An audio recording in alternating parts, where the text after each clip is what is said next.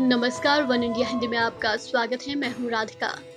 होली का नाम सुनते ही अपने चारों तरफ रंग बिरंगे चेहरे, उल्लास, उमंग और खुशी से सराबोर लोग दिखाई देने लगते हैं। रंग बिरंगी होली से एक दिन पहले होलिका दहन किया जाता है, लेकिन इस पर्व से 8 दिन पहले ही लोग शुभ कार्य करना छोड़ देते हैं। होली से पहले के इन 8 दिनों को होलाष्टक कहा जाता है। होलाष्टक 2 शब्दों से मिलकर बना होली और अष्टक यानी 8 दिनों का पर्व। इस बार होलाष्टक 22 मार्च से 28 मार्च तक रहेगा।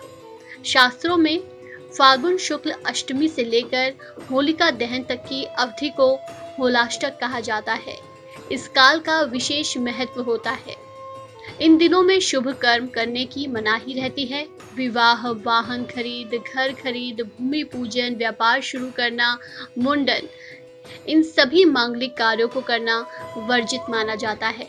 मान्यता है कि होलाष्टक के 8 दिन के समय में दैत्य राजा हिरण्यकश्यप ने अपने पुत्र प्रहलाद को यातनाएं दी थी।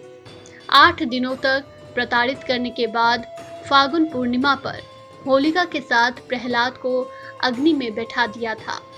होली से पहले 8 दिनों तक भक्त प्रहलाद ने प्रताड़ना सहन की थी। इसी वजह से होलाष्टक में शुभ काम करने के लिए मना किया जाता है। ज्योतिष के मुताबिक होलाष्टक के समय में सभी ग्रह अशुभ स्थिति में रहते हैं। इस वजह से इन दिनों में शुभ काम करने से बचना चाहिए।